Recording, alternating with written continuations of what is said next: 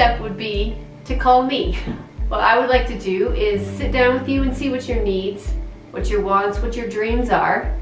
Would you like to move into a house that's bigger? Would you like to move into a house that's smaller? Let me work through that with you so that we can get you exactly what you need. And it really depends on the loan that you're going to get. So if you're buying cash, obviously you will bring all of the money down and you would be purchasing the home cash.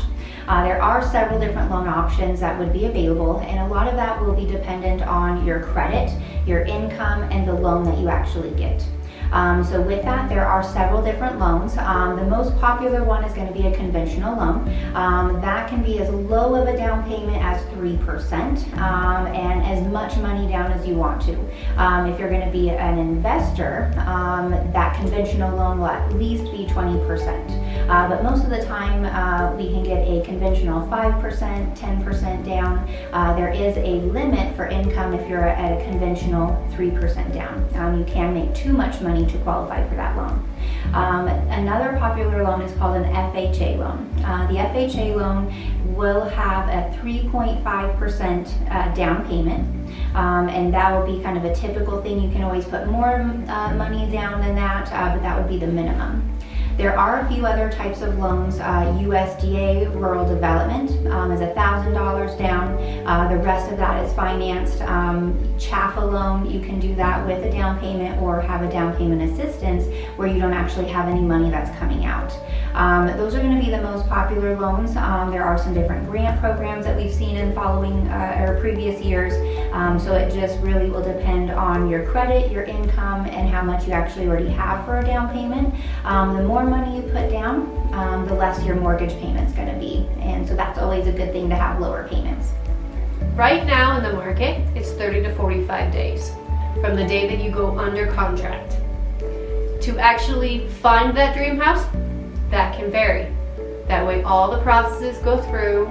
You have time to have your inspection. You have time to have the appraisal. And you do your final walkthrough. Closing date, 30 to 45 days. There's a lot of variables that do go into the market. World events, things going on locally, maybe a new business coming in and out where it does change constantly. Currently, we are in a seller's market. We look at the market with either buyers or sellers market for months of inventory and how many buyers are actually purchasing at any given time.